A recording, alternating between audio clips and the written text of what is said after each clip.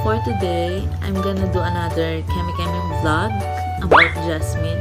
Share with you yung daily essentials niya and kung ano yung mga nasa cart niya. So, kasi ito yung bed namin. Ayan, naka-double deck kami. And, ayan, merong cart sa gilid. Nandyan lahat ng mga gamit niya, mga kailangan niya. So, easy access siya. So, ayan, pakita ko mamaya kung ano mga nandyan. Ayan, so, as you can see, naka-double deck kami. And, ayan si Jasmine. Nagmumuni-muni siya. So, kakagising lang namin si Jeff, kakaalis lang. Pumasok na siya, nagtrabaho na siya. So, sa taas ng deck, so pag si Jasmine nakatingala siya, nakikita niya yung mga cards. So, those are Montessori cards. So, that's for babies 4 to 6 months. So, it helps dun sa visual stimulation nila. Magkakatabi kami matulog. Kasi, medyo may pagka-paranoid naman ako. Gusto ko lagi ko siya nakikita. So, ayan. Una ko lang i-share sa inyo is yung mga essentials niya. Actually, ito mga to nasa kitchen to. So, pinasok ko lang ito para ma-share. So, ito yung una. Yung lalagyan niya ng milk. So, si Jasmine kasi is bottle-fed siya ever since. So, never siya nag-latch sa akin. So, ang gatas na gamit ko sa kanya is S26, which is recommended ng Pedia niya. So, ayan, dito ko siya ini-store. Ang ganda nito. Sobrang good find nito. Airtight siya and hindi siya nilalanggam. Hindi siya napapasukan na langgam. And meron siya mga dates. Yung mga pwede mo ilagay kung anong date mo nilagay yung milk para alam mo kung gano'n na siya katagal sa loob and all. And meron siyang scraper. Ayan, I think lahat naman ng mga milk container siguro may ganito para, di ba, sakto yung pag-scoop. So, ito, good find yan. And, ang gamit ko parang sterilizer sa kanya is Chico. Chico sterilizer, yung 2-in-1. So, nandun din yun sa kitchen. Kasi ang gamit ko sa kanyang bote is Chico din. So, I got this advice from my friend na kung ano yung gamit mo na bote is yun din yung sterilizer para sakto daw yung sukat. Something like that. So, ayun yung ginawa ko. So, mas marami siyang ganito kasi 5 months na siya eh. So, small and yan, medyo mas malaki 9 ounce na bottle. So, ito. So, ang gamit ko naman na bottle cleanser sa kanya is Unilove. Ito na yung gamit ko sa kanya ever since. Di pa ako nagpapalit. And also, yung laundry detergent niya is Unilove din. Ayan, Unilove din yung gamit ko. Sa fabric softener niya, actually, Unilove din yung gamit ko. Kaso, lagi siyang out of stock. So, ang hirap mako-order. Mo-order kasi ako ahead of time. Parang, nag-i-stock na ako ng madami. Kaso, lagi siyang ubos. So, nagpalit na ako ng Fabcon, ng fabric softener niya. Ito, Baby Clean. So, twice ko parang ito nagagamit. So, far, mukha namang okay. Wala namang effect sa balat niya. Pero si Jasmine kasi sobrang sensitive ng balat niya. Actually, meron na siyang allergy. So, ayan, pakita ko na sa inyo yung cart niya.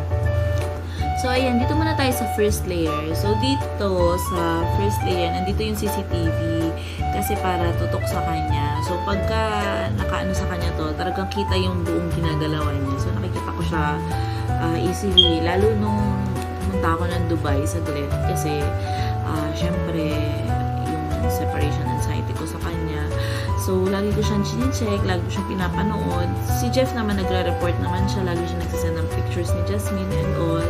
Pero iba pa rin kasi yung lagi ko siyang nakikita every minute. So, pinapanood ko siya dito sa CCTV. Then, actually, pinapatungan niya yung silicone breast pump. This is manual, actually. Ito, hindi ko man kasi siya nagamit. Kasi hindi nga ako nag-breastfeed. So, hindi lumakas yung milk production ko. Kasi maganda to sa mga malakas yung milk production. So, para siyang milk, actually milk catcher siya. Ang ganda niya. And legit na nature band to. Medyo mahal din. Kasi hindi ko siya nagamit. So, bala ko sana siya ibenta. Actually, pinost ko na to eh. Kaso walang bumili. So, sana bilhin nyo na. And, okay. So, next, ito, yung Mustela Cleansing Gel Hair and Body. So, ito yung panligo niya sa body. 2-in-1 na to. Pwede siya sa buhok. Pero kasi, ginagamitan ko siya ng separate na shampoo. Meron siyang shampoo lang talaga for hair. Ito, for body lang. So, magka-separate. Kaso, hindi ko kasi siya ngayon ginagamit. Itong cleansing gel sa kanya.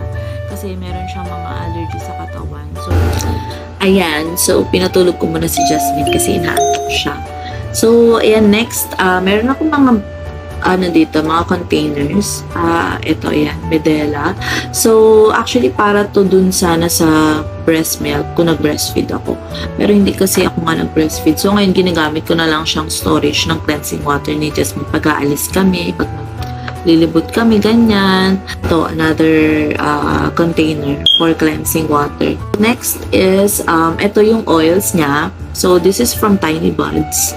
So, ang una, ito yung oil, ginagamit, pinapahid sa kanya bago siya maligo, ganyan. And then, another oil, ito Camtamis, ito yung ginagamit niya ngayon actually, para sa tiyan niya, para iwas kabag. So, ayan, okay naman, hindi siya kinakabag. Especially, syempre, bottle-fed siya, so mas prone siya sa kabag. And then, next, ito yung pinakabago niyang ginagamit sa balat niya. So, this is for her body, para siyang lotion.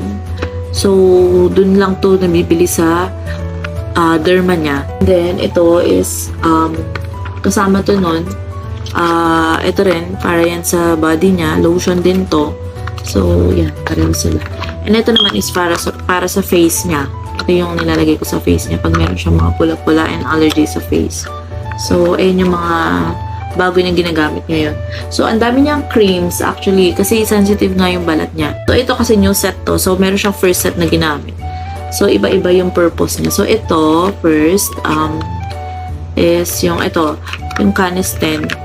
Kasi parang siyang skin infection, pero hindi naman na namin siya ginagamit para sa body niya ngayon. I-stop na namin kasi hindi naman siya fungal infection. So, pinatigil na to ng derma niya. So, hindi na namin ito ginagamit. So, andyan lang siya. So, ito naman is para sa face niya. Ito sobrang miracle cream to para sa akin. Sobrang ganda nitong Exacort na to. Kasi, si Jasmine, ang dali niyang mamula. Yung kunwari, ikikiss ko siya or ikikiss siya ni Jeff, agad-agad siya nagkaka-red mark. So, pahiran lang nito, ilang minutes lang nawawala na. So, ang ganda niya. Miracle cream siya.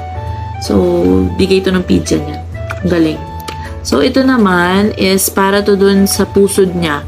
Para iwas infection nung meron pa siyang umbilical cord. So, ngayon wala na. Pero, ginagamit ko pa rin to dun sa mga parts na nagkakaroon siya ng allergy. Kasi pwede rin siya. Ganon din yung purpose niya. So, ayan. So, and eto naman is para to dun sa private part niya. Kasi nung unang month ni Jasmine, nagkaroon siya ng rashes na dahil sa wipes tsaka sa diaper. So, for a while, tinigil namin yung wipes. Pinahira namin ito ang bilis. Parang the next day, wala na yung mga rashes niya. So, ayan, iba-iba kasi siya ng purpose. Ito sa private part, meron sa face, meron sa body. So, ang dami niyang creams talaga. And meron din siya sa scalp. Kasi nung unang buwan niya, meron siya mga langib-langib. So, ayan, ito siya. Binigay siya ng pizza niya. Ang galing din ito. And also, petroleum jelly. Ilalagay ko to around her mouth pag nag-start na siya mag-solid foods para hindi mamula-mula. Kasi nga, sobrang sensitive talaga po ng balat niya. So, okay, next.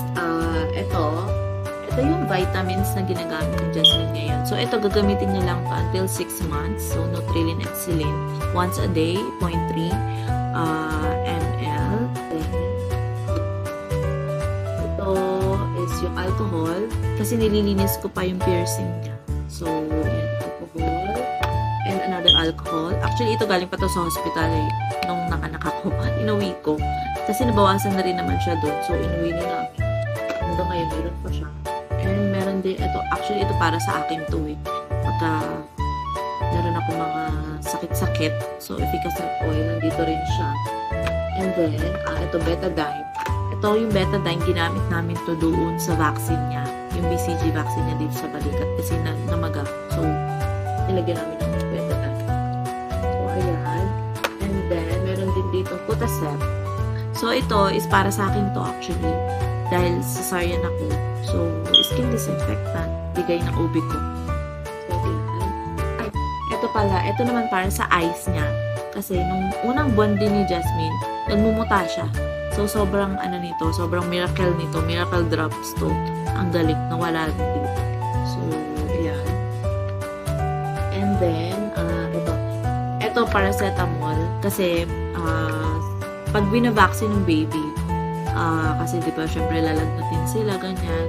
So, after ng vaccine niya, pinapainom ko na siya agad nito para hindi na siya magkalagnat. So, yun, nape-prevent naman. Kaya meron pa dito paracetamol. Kasi kakatapos lang ng last dose ng pneumonia. So, ayan. And then, meron din ako dito sa Paranoid Ma'am Uso. Meron akong thermometer. Ayan. Lagi ko siya check yung temperature ni Jasmine. Pag feeling ko is mainit siya, agad-agad check. So, ito galing pa rin to sa hospital. So, ayan, meron thermometer. And meron din akong oximeter. So, check ko rin yung oxygen level niya. Sobra akong talaga. Lagi ko check yun pag minsan. Pag feeling ko hindi siya okay. So, binili ko rin siya ng oximeter. Ma-check yung oxygen level pala. Ito is para nung nagpasipon siya nito. Ayan, gamot niya ng sipon dito. Pero hindi na siya sinisipon ngayon. And also, ito gamit na gamit niya to. Salinase, along with the aspirator. So, ayan, baby flow aspirator. Sobrang gamit na gamit niya to. Especially nung first month to third month niya. Kasi laging barado yung ilong niya. So, twice siya nang kaubot sipon for the first 3 months. So, lagi namin siyang nilalagyan nito. Nakakaawa nga siya pagka ginagamit siya ng aspirator. So, ayan, kaya nandito yan. Kasi, lalo pa pag naka-aircon, prone siya sa sipon. Pero ngayon kasi meron na kaming air purifier, so hindi na masyado. Kaya, hindi na namin din siya masyado nagagamit. So, ito, last, is yung cotton bud niya. Panlinis ng, ginagamit ko rin to sa ilong niya actually. Tsaka sa tenga. Ayan. So, ito. I think, okay na yung first layer. Ayun na lahat. Ito, mga albugot lang yung mga nasa gilid dito sa likod. Ito ganito nakasapit. Albugot lang siya. Ayan. So, dito na tayo sa second layer. So, ayan. Sa second layer is nandito naman yung wipes niya. Ito, Pigeon, yung gamit ko sa kanya. Pero magpapalit na ako kasi yung Pigeon, aside sa medyo yung mahal siya, parang hindi siya masyadong basa. Yung ang bilis ng matuyo. So, ngayon, namili na ako ng Unilove. Ito, naka-reserve na dito yung Unilove.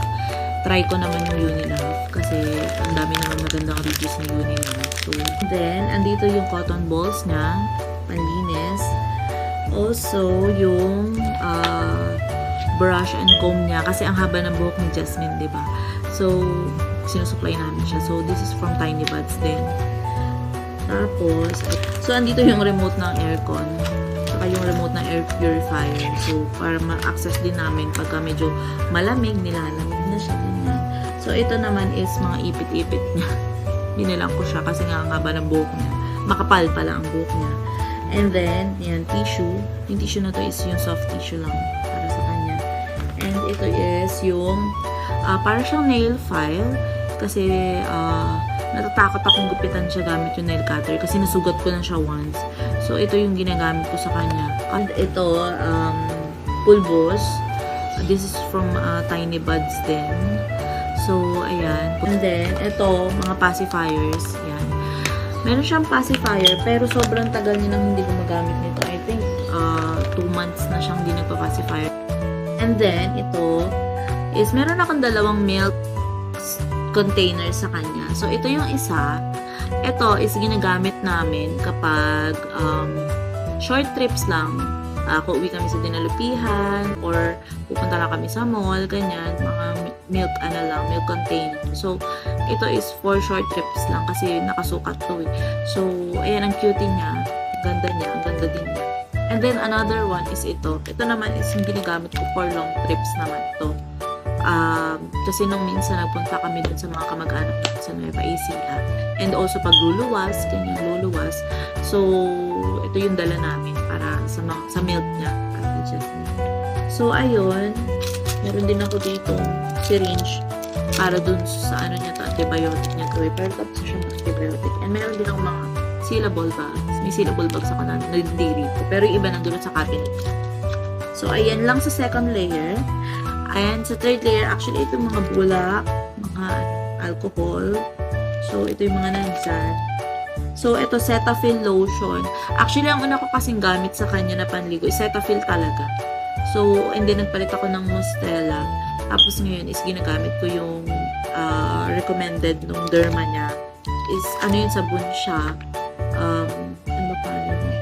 Execlin Bar. So, ayun yung gamit ko sa kanya ngayon na panligo. So, ito, pina-stop din muna tong lotion na to. Kasi ito na yung gamit kong lotion, yung mga pinakita ko kanina. So, nakatabi lang siya muna to sa baba. Kaya ito na sa baba. So, meron ako ditong oil. Sleepy Time. Hindi ko to nagamit. Nakabox pa. Nandito rin siya sa baba. And also, itong, ang dami kong mga sprays. Ito, cleansing mist, breastfeeding. Kasi hindi nga ako nag-breastfeed. So, hindi ko siya nagamit. And another, ito yung diaper changing. Hindi ko rin nagamit. Kasi ang sensitive ng balat niya. So, in-stop ko. Ayan. So, nagising na siya. Siya yung narinig nyo kanina. So, for the last part, ayan, actually, gaya ng sinabi ko, dun sa third layer is yung mga hindi ko na masyado nagagamit. Nakastock lang siya. So, ito, meron akong Doppler. Ito nasa ilalim ito. Kinuha ko lang. Doppler. And then, meron siyang gel. So, ito kasi, hindi ko na nagamit. Baka gusto nyo. Or pwedeng bigay ko na lang. Message niya lang ako. Tsaka ito, yung pump. Horizon pump. Wearable breast pump. Tapos, meron pa ako isang electric pump din. Nakalimutan ko yung brand. So, dalawa yung pump ko. Aside pa dun sa unang-una ko pinakita sa inyo na manual. So, ayun. So, ang dami niya. Baka gusto nyo bilhin. PM nyo lang ako. Bago pa itong mga to. Ito parang twice ko lang nagamit. Kasi nga, ang hina ng milk production ko. So, hindi siya effective sa akin. So, ayan. Sabihan nyo lang ako. Baka gusto nyo nito. Mura lang. Mura ko na lang bibigay. So, ayan. So, ayun. Ayun yung mga essentials ni Jasmine. And, ayun yung nasa cart niya. So, baka meron kayong mga gustong itanong na kagaya ng mga products na to, kung saan nyo gustong bilhin or what, pwede nyo naman akong tanongin. So, ayun. Till our next vlog. Thank you so much for watching. Subscribe kayo. So, ayun. More videos to come pa about Jasmine. Kasi, actually, itong pag-video, pagre-record ng video ginagawa ko is para sa memories din niya. Para may mapanood siya in the future. Kasi, aside sa yung phone ko or yung gadgets ko is, ang bilis maubos ng memory. So, ginagawa ko na lang din siyang storage, yung social media, YouTube. So, ayun. Thank you guys. And, yeah, thanks for watching. Ayan, gising na siya. Balik ang call of si Jasmine. Bye!